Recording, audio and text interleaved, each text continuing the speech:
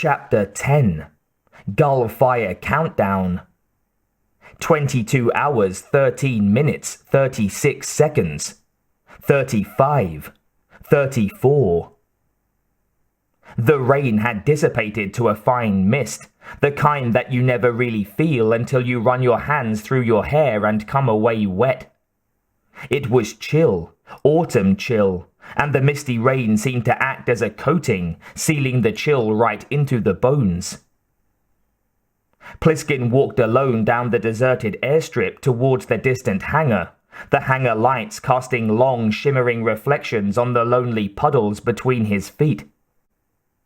There wasn't a blackbelly in sight. Normally that would have made him happy, but the fact that he was left unguarded made him feel that they accepted him as one of them. He couldn't think of a single thing more disgusting to him in the whole world. It also tended to reinforce Hauk's assertion that they actually had planted bombs within him. There he was, Snake Plissken, going back off to war. Of course, he had never stopped going off to war. Every hour of every day of his life, Snake Plissken fought his battles. Sometimes they were internal, and sometimes they were wild and freewheeling, like at the Federal Reserve. But the feelings were just the same. None of it made any sense to him. What was one president, more or less? What was one summit meeting? It was a president who decorated him after Leningrad. A president who thought he could buy his love and loyalty with a cheap slug of bronze and a bit of colored ribbon. It meant nothing to him, less than nothing. That was a different president, of course. How many had there been since? 4? 5? It didn't matter. There were plenty more where those came from. When the medals didn't buy him off, they offered him a high position in the fledgling USPF. When that didn't work, they cut him loose, just gave him a discharge and sent him home. Home. Orange fire. He felt the anger bolt through him and fought it back down. He needed his wits about him now. He came up to the hangar, pushed open the huge sheet metal door, and went inside. It sometimes occurred to him that maybe he was crazy like the rest of them. Although crazy people, it seemed, would not realize that they were crazy. Everything would seem perfectly logical and natural to them. That was the one feeling that made him think he was still shuffling the right deck. He could look around him and know, really know, how out of control the whole business was. The inside of the hangar was lit with that creeping neon disease. The glider sat in the middle of the monstrous hangar, its only occupant. He crossed the cement floor, footsteps echoing loudly. 2 cops were under the plane, taking the blocks out from in front of the wheels. He got up to the machine and felt his insides surge. It had been a long time. The Gullfire was sleek and bullet-shaped. It was painted slick black, and the neon script reflected in lazy, distorted patterns off its contours. The wings were stubby. The jetpack stuck out a bit of the tail like some kind of metal beehive. The canopy was black, flat black. It was all instruments, no eyeballing. He was surprised to find himself getting excited about flying again. He had thought he was through with it, but old soldiers never die. "You, Plissken?" came a voice from under the glider. The voice got caught in the echo and rebounded off the high walls until it sounded like a whole choir shouting down at him. "What's it to you?" Plissken returned, softly enough to avoid the echo. The blackbelly was out from under the plane and standing beside him. Another head popped up on the other side of the fuselage. Plissken fixed the man with his good eye. All of the hatred came through, and probably more than a little of the pain. The hard creases in the man's face softened. Turning his head, he spoke to his partner. "Let's get this thing outside," he said. They rolled it towards the big doors. Plissken walked with them, a hand on the sleek side, trying to get the feel back. He didn't worry too much. He figured that it was like sex. Once you got the rhythm, you never forgot it. The Blackbellies got the glider out of the hangar and went to look for the truck and tow line. He waited until they were a distance away before jumping up on the wing and easing back the canopy. He climbed in and immediately slid the covering closed. There was a second of total darkness, then the life support and pre-flight lights came up. He could hear the air hiss as he looked over all the green and red lights that blinked the board before him, and after a few seconds the bottled air made it cold in there. Cold like the grave. He sat, letting the sterile cold seep into his body, letting it become a part of him. It was like the grave, like the best part of the grave, the peace. He envied Bill Taylor just a little. Reaching out, he began playing with toggles. Screens lit up in a panorama around him, filling the cabin with an eerie blue glow that was tinged with green around the soft edges. More toggles, and the geometric outline of the runway and surrounding area lined out on the screens. He watched the outline of the tow truck pulling onto the runway, then saw the unreal stick figures of the Blackbellies jumping out to hook on the tow line. He could feel the vibrations through the hull as they scraped the clamp against the glider to hook him up. Then they were waving their little stick arms obliquely at the canopy. Okay, he thought. Fine and dandy. He toggled the mic. I'm ready, he said. Hauk's voice came back to him immediately.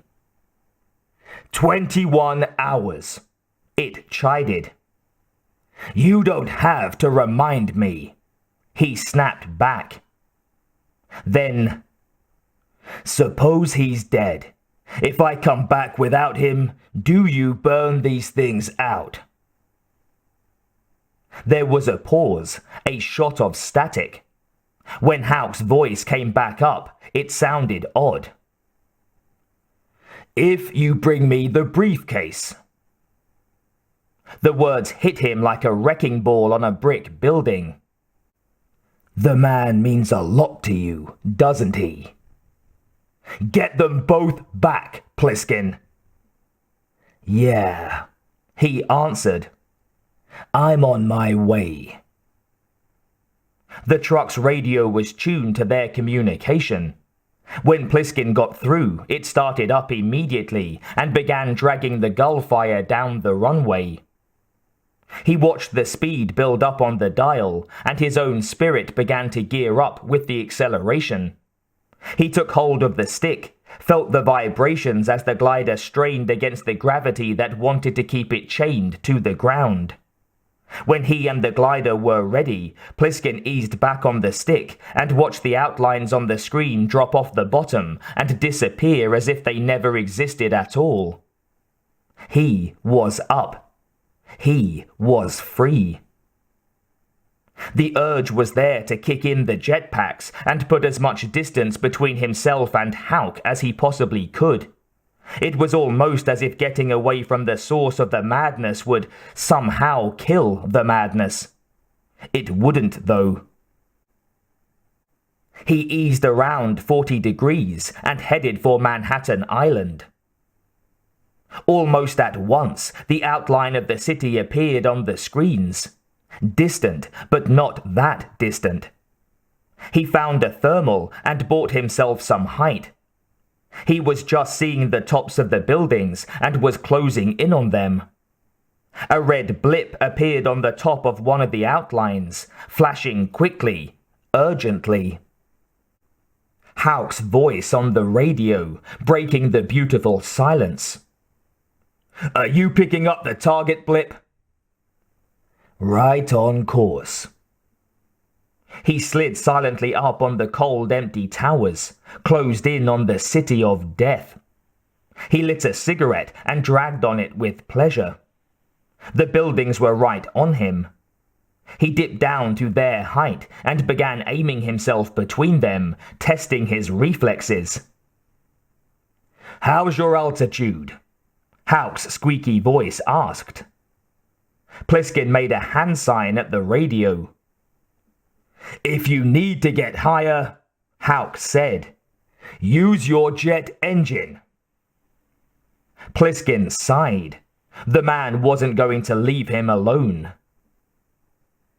"Too much noise," he replied. His good eye drifted to the screen, went wide. It was filled with the outline of a huge building. It was there, right there. Damn. He jerked the stick hard, tilting, nearly rolling. The building filled the screens, then listed crazily, finally sliding off the screen. He moaned and sat back, removing the cigarette that he had bitten nearly in two. "Been a while," he mumbled. What's that?" came Hauk's voice. "Nothing," Plissken returned. He checked his instrument heading, made a small correction, and once again the target blip was on the screen. He evened the altitude and aimed for it. The updraft from the buildings was creating turbulence. The stick began vibrating in his grasp, wanting to jerk to one side or the other. He got a tight grip on it with his right hand, then with both hands.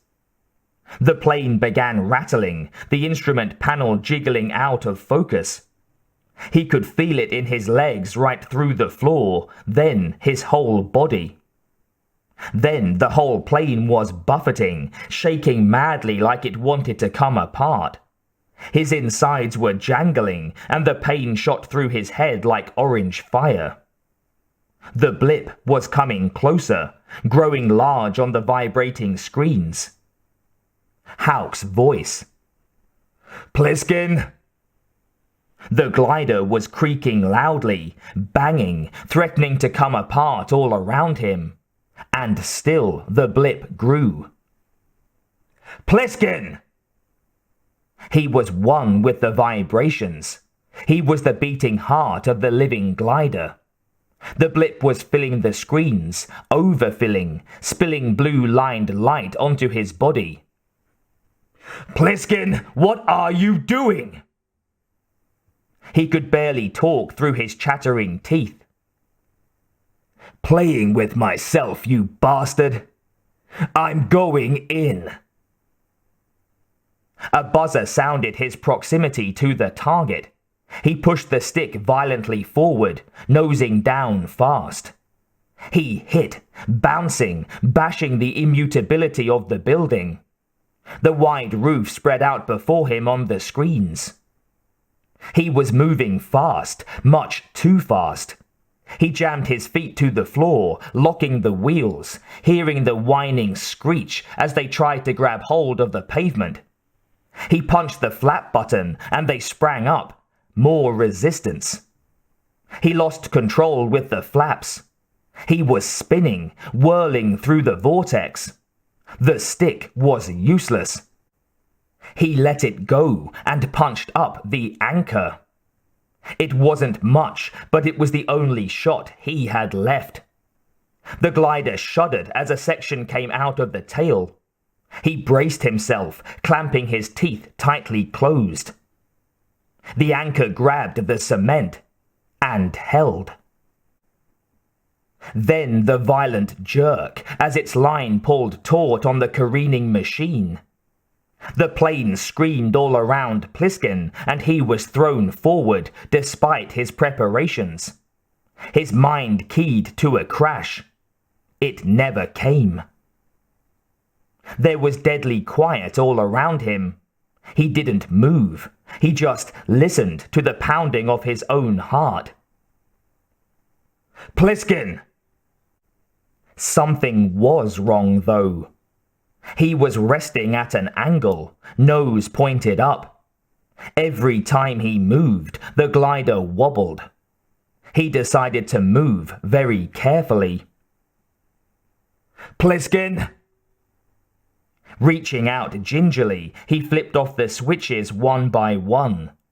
The screens went black.